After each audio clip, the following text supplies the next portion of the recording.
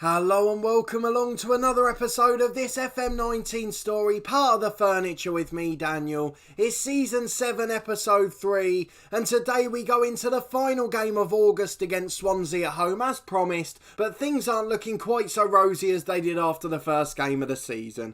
The one positive I guess we can take out of the season so far is that MK Dons are down at the bottom on just 2 points, and we face them after the international break, so hopefully that'll be a win for us if nothing else. If we go and have a look at the schedule since the last episode, we haven't won a game. Quite simply, we've been poor. We've been leaking goals, but today we could address that. Not only because we've made some very subtle tactical tweaks, but I'm recording this video on Friday at about 4 o'clock, and the transfer update with a few tweaks to the match engine has just been released half an hour ago. So hopefully that'll change things for the better. The reason I say that, one of the updates was stated as stop players bunching together in the middle of midfield. That's something I've noticed a lot with a three-man midfield here, so I'm hoping that will be solved in this one. But we'll wait and see what happens. We've just got to trust ourselves to get a result. We've had a little chat with the team since the last game. Hopefully they're back on side. They seem to have a higher morale, and the last defeat wasn't particularly bad, even though it was still unfortunately a loss. So we followed up the Reading game with a 0-0 draw at Bradford.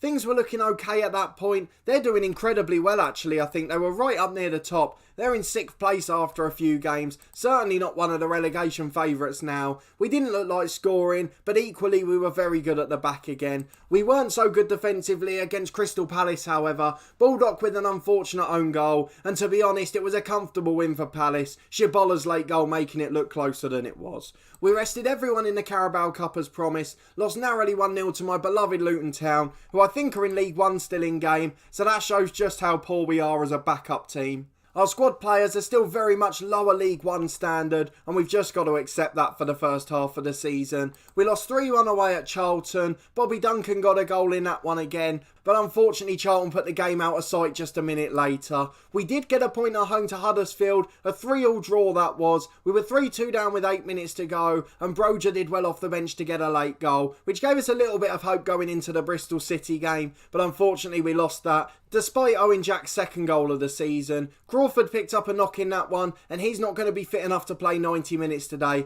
We're still going to start him with 86%, but he's certainly not going to get through the whole match. We'll just have a look at the transfer history so we can see if we've done anything else, and the simple answer is yes, we have. Jordan Stevens did go out on loan in the end, as did Miles Kenlock. Johnny Donnelly, who's one of our under-18s, he's gone on loan to our affiliate club Truro, and Connor Courts, the backup right wing-back, has gone to Scunthorpe on loan, just to get another season of football, which will hopefully serve him well. But we did sign 3 more players on transfer deadline day. Obviously the loan window closes in a couple of days, but I can't really see anyone we can add to the squad. They've got to be really good, because our normal matchday squad already has 5 loan players in it, so they've got to be good enough to displace the 4 that are there. And when you think of the likes of Bobby Duncan, James Baldock, and who's the other one, Tagzeth in the middle, we're really going to find it hard to get better players than that.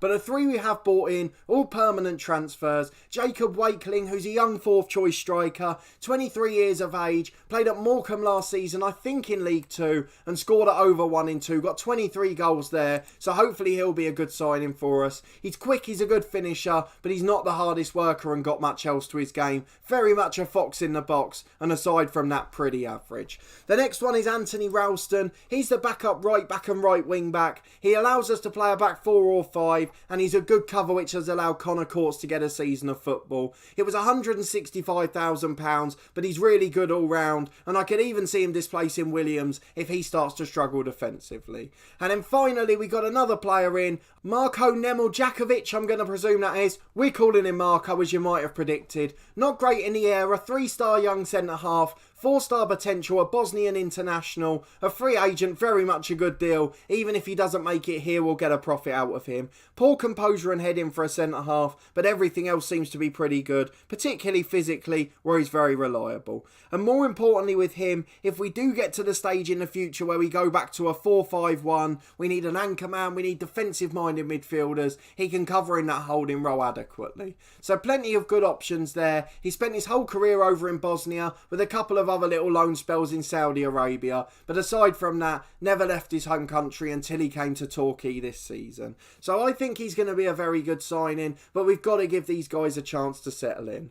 One thing we have got to remember with our tactics is the lads aren't completely familiar with it yet. They're getting there now. They're not used to the lower intensity, something we've really got to try and develop in the team. But as it stands, we can't be too disappointed. 5 points from 6 games is exactly what we'd expect. And unfortunately, we're out of the cup, but that was only going to be a distraction. So we're level on points with 22nd place Brentford, but we could with a win go all the way up to mid-table and 12th place effectively. I know we're probably not going to win this game, but if we could at least get a result to get a point on the board, it would be really good for our chances moving forward this season. We've got to go for the point a game ratio and then just try and nick those couple of wins towards the end to get us to 50 points. But if we're still in with a chance around January, we can then take a gamble and invest a bit more. But as it stands at the moment, all the players we were looking at during the summer are ones that had been scouted while we were in League One. So now we're a Championship club with a bigger budget. Hopefully our scouts will be spending this time looking for better quality of players, and then come January we'll be able to get a couple of them in.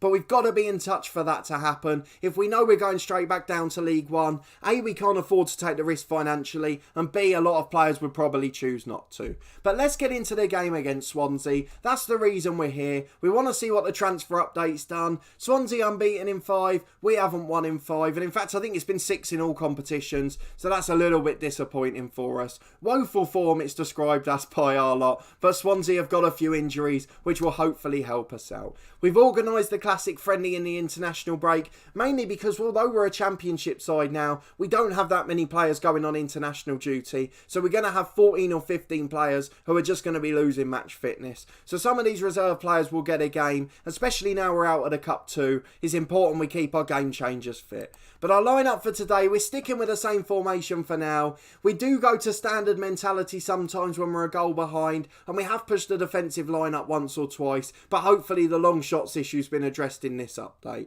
So we've got Alex Bass in goal, Williams, Baldock and Bernard as centre halves. We're still persisting with that stopper role for Baldock, as he's been doing quite well in it so far. We've got Lewis and Nico Williams as the wing backs, Tagzef and Shibola in the middle, and then a very tired David Crawford in behind Jack and Duncan up front. The one change we've made on the bench to accommodate Crawford's fatigue is we've brought Polworth in for Dozzle, and it just gives us a natural number 10 option on the bench should we need that from a substitute. But let's get into the game. Fingers crossed we can at least get back to getting a point on the board, but we'll see what happens as we play another team with a far bigger reputation than us.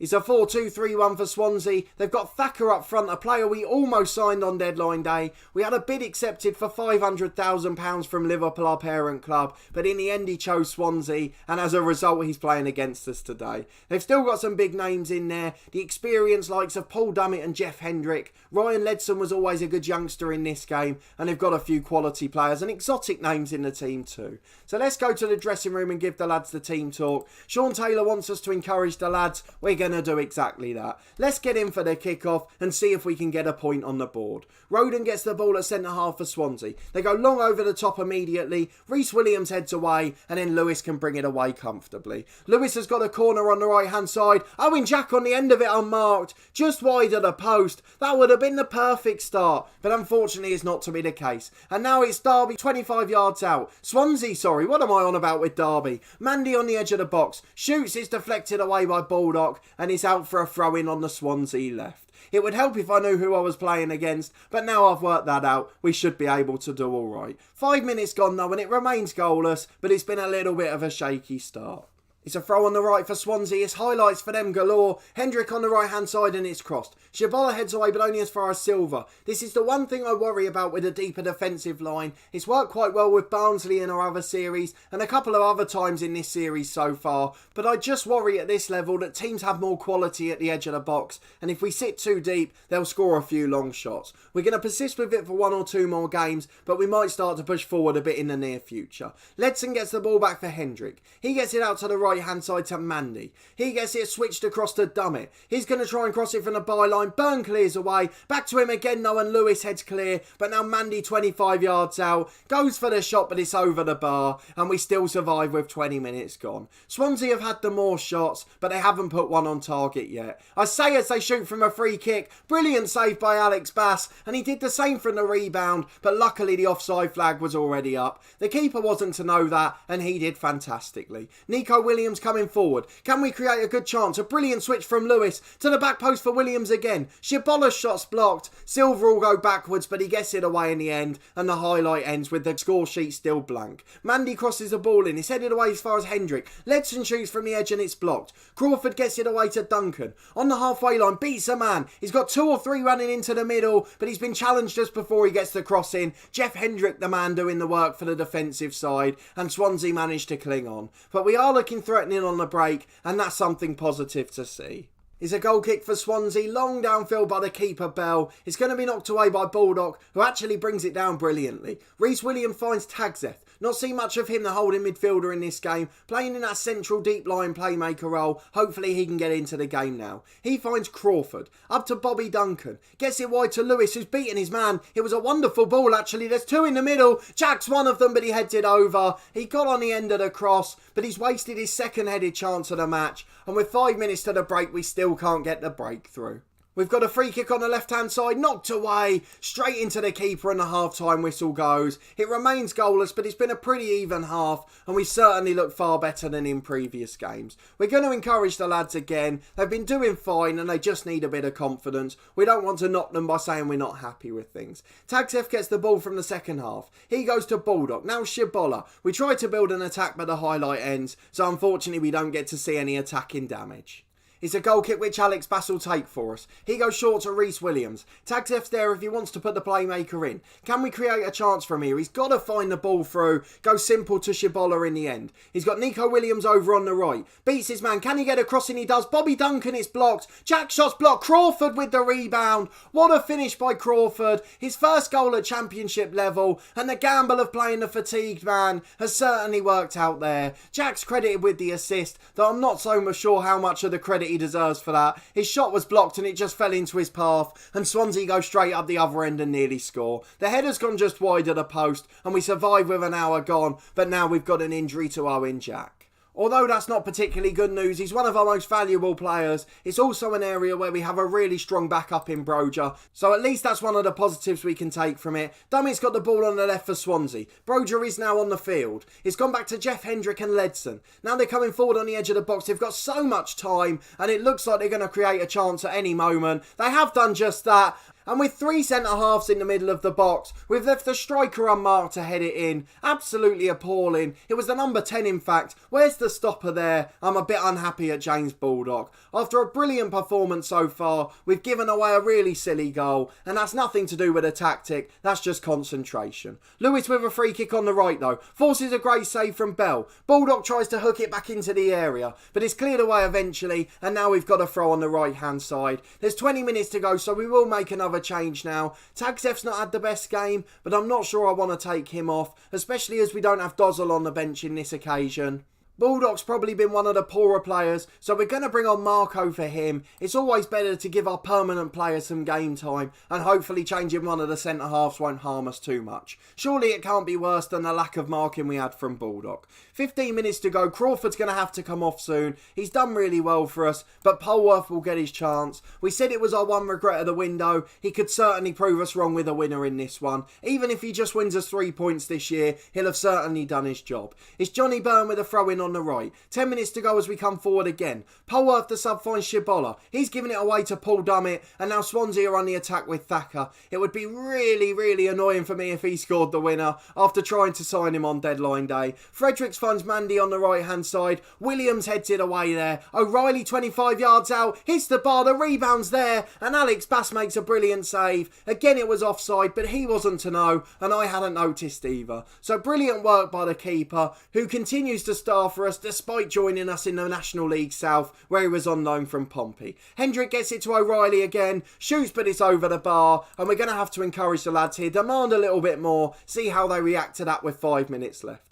Fredericks throws it in. He's gone to the goal scorer. Now Mandy on the overlap. Byrne beats Thacker and Tagzeth heads away. There's no one there though, and it's just constant pressure. Hendrick getting the ball out to Fredericks. They're getting in behind with the wing backs. Byrne heads away. Polworth clears long, but Armando Broja can't get there. Shibola's lost out in the middle too. They're cutting inside the box, but thankfully we've got a block on it and it's cleared away for a throw-in. It's very much been Swansea's last 10 minutes, and we've just got to make sure we get the result here. Any point is a confidence boost, but I'm not entirely confident now 5 minutes of stoppage time's gone up. 2 minutes of it gone, it's Alex Bass with a long goal kick, absolutely aimless, straight to Paul Dummett, and now it's Swansea's chance to build from the back again. Dummett goes down the line to Selina, he finds O'Reilly, over the top for Thacker who's in that left channel, we're trying to get a man there, and we can only block it behind for a corner. It's going to be a tense last couple of minutes. Please don't give away another goal unmarked. Roden wins the header, Nico Williams off the line, terrible marking again. We've got all these big men, 3 centre-halves in the box, a target man, none of them marking, and another free header into the arms of Bass. It looks like Marco's not the best in the air.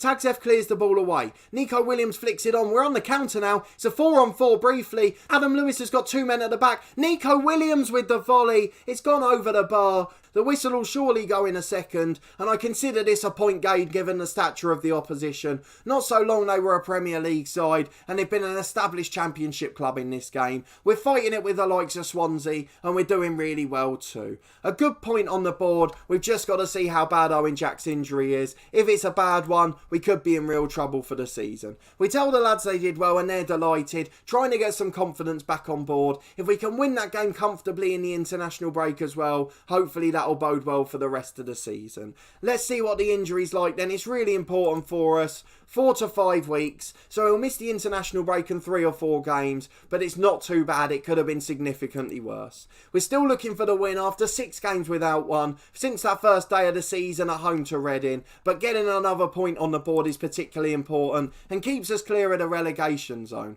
West Ham are currently in there, but they've got a game in hand to get clear. So hopefully our form since the last episode and that slightly struggling performance at home to a mid-table side will temper expectations a bit for this season. I don't think we're going to go down, but I think it will be close. We're going to be very much in that 18th to 20th region, and we've just got to make sure we always keep a little gap to the relegation pack. There's obviously 2 more days of the loan window left, so if something really special comes along we can do it, but I wouldn't imagine any more ins and outs unless there's a super free agent that pops up in the scout reports. If we go and have a look at the schedule, we can see when we might next be back. There's a few big games in this league, as you would expect. We've got plenty coming up in October. Obviously, we've been in the lower leagues in this career, so we're not particularly sure who are the promotion favourites at this level. We're going to go and have a look at the season preview, as that's where we're most likely to find out. Middlesbrough right up there, as are the likes of Stoke, Palace and West Ham, who are struggling. So let's go back to our fixtures. We've got Stoke and Middlesbrough in October, so we'll certainly show you one of them.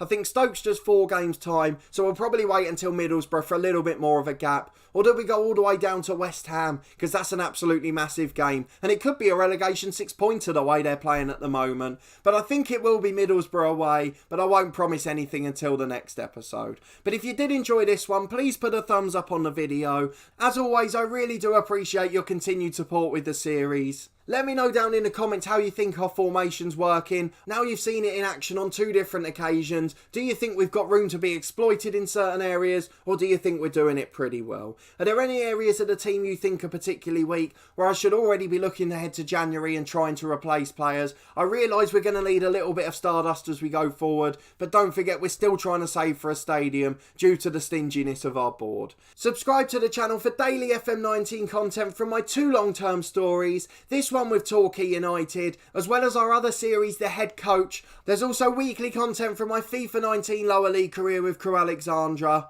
The latest episode of that was out on Friday at 4:30. But a massive thanks for watching this episode and your continued support with the series, and we'll see you next time for another big game from the Championship.